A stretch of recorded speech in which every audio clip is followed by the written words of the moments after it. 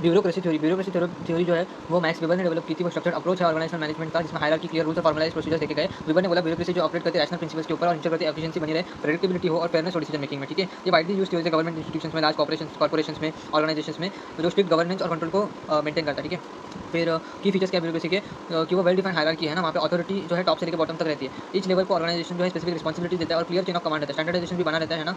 और ब्यूरोक्रेसी जो ऑपरेट करते हैं एस्टैब्लिश रूल्स के ऊपर और रेगुलेशन जो पहले से ही है, और वो गाइड करता है डिसीजन मेकिंग और इंश्योर करता है कंसिस्टेंसी, है ना। तो एम्प्लॉय जो है असाइन रोल्स के ऊपर, मतलब वो क्वालिफिकेशन और expertise rather than personal connection. Employees को रोल्स के ऊपर जो रोल्स के ऊपर असाइन करते हैं वो क्वालिफिकेशन के ऊपर होते हैं और उनकी एक्सपर्टीज के ऊपर होते हैं, ना कि पर्सनल कनेक्शन की वजह से। तो ये प्रोफेशनलिज्म मेंटेन करता है, मेरिट बेस्ड एडवांसमेंट देता है ना। एडिशनल ब्यूरोक्रेसी जो है डिटेल डॉक्यूमेंटेशन रखता है अपने पास कि क्या ट्रांजेक्शन हुए, क्या क्या डिसीजन लिए गए, तो इससे अकाउंटेबिलिटी रहती है और ट्रांसपेरेंसी भी बनी रहती है। एडवांटेज ऑफ ब्यूरोक्रेसी क्या है, उसका स्ट्रेंथ क्या है कि वो स्टेबिलिटी और ऑर्डर बनाए रखता है, उसमें क्लियर स्ट्रक्चर रहता है, कोई कंफ्यूजन नहीं रहता है ना, टास्क कंप्लीट एफिशिएंटली होते हैं और स्ट्रिक्ट रूल फॉलो करने की वजह से वो जो है उसमें कोई फेवरेटिज्म नहीं रहता, फेयर ट्रीटमेंट सबके लिए बना रहता है, एम्प्लॉइज के लिए और स्टेकहोल्डर्स के लिए। तो ये जो अप्रोच है इनहांस करता है प्रोडक्टिविटी और एम्प्लॉइज को क्लियरली डिफाइंड रोल मिलते हैं, रिस्पांसिबिलिटीज मिलते हैं, तो उनमें कोई इनएफिशिएंसीज नहीं देखे जाते।